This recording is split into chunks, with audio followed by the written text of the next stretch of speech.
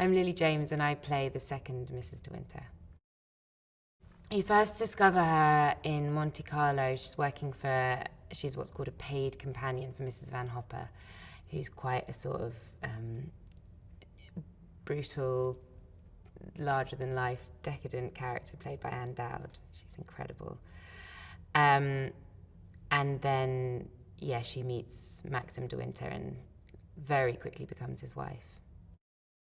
Kristen is just incredible. I mean, I was so terrified the first time I saw her as Mrs. Danvers. And she basically just bullies me and like messes with my head throughout the entire movie. And like a lot of the characters do, actually, I've become sort of quite a broken person. But Kristen's incredible. And we did manage to have loads of fun, actually, even though we have a few scenes that are really, really intense. We were laughing at ourselves, thinking that we were being quite hammy actors and really falling into the sort of melodrama of it, because there's a lot of that in this story.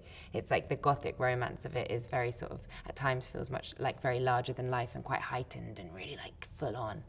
So we had quite a lot of fun with that. I read the book when I was young. I think it was like a book, there's several books that my mum gave me to read, and Rebecca was one of them. I read it when I was about 20. And then now I've read it just like over and over and over and over and over again. I love it so much. So I think maybe I love it too much. I think in some ways it's been just like my lifeline, and other times I've had to like sort of try and like lock it in a drawer, because otherwise you become too reliant on it. Whenever I like go into a scene, I always try and think, what am I smelling? What am I hearing? Because you're in the mind of this character in the book, you get a sense of everything, of touch, of feel, of the tick-tock of her brain, like everything. And so I always try to make it feel kind of visceral.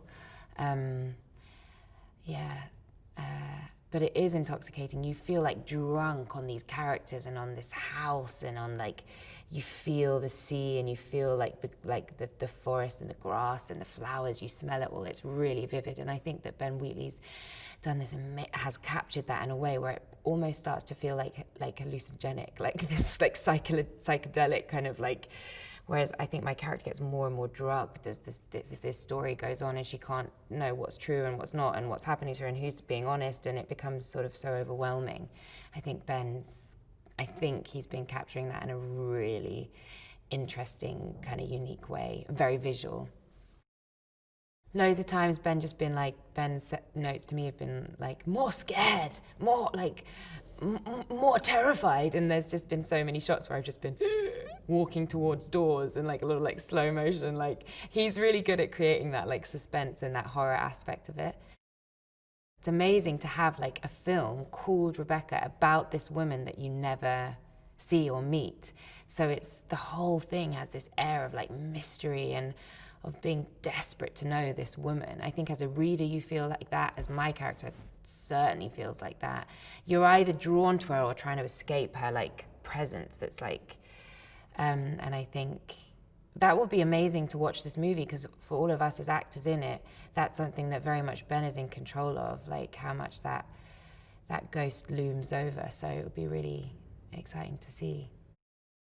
Army brings just, I mean, he's just, I could never imagine him any other way now. It's like he's just brought his charisma and soul, and it's the first time I sort of walked out in France and saw him stood by a gold Bentley in a gold suit with the golden sun of the Côte d'Azur shining down, and I was almost fainted. It was too much. But there's a sort of real vulnerability to him too. I think that he's captured in a real like a sense of like longing for everything to be okay, and for like clinging on to a sort of the purity of, I think we've really invested in their love story in a way that I think we've made it more romantic, which was a conscious choice, I think, from Ben at the beginning. He was like, I really want to build up their love story before we tear it down. And so there's some of it feels like quite different from the book in that we're like closer in age, and I think you really, really root for them and he's just brought this kind of like Oh, he's just incredible, and he's just amazing to act opposite. I think it's felt really real and raw, and we've really tried to like make it feel really, just whatever happens in the moment, let that be. And he's, yeah, I think he's brought like a real damaged fragility, but also a kind of like, you root for him too. This film has almost several different films within the film. At the beginning, it's this like really romantic love story, then it becomes a ghost story when they get to Manderley, and then suddenly it's like a sort of thriller murder mystery, crime drama almost at the end, and I love the thriller side of it as well. I think Ben's really brought that out. But Daphne, certainly by the end, we've drawn on characteristics she talks about in the book of doing absolutely anything to save this man she loves, and she does do almost anything. She goes rogue, and she really takes control of the situation and literally saves his life. It's been an amazing journey from my first fitting with Julian, who I've worked with before, and think he's just incredible.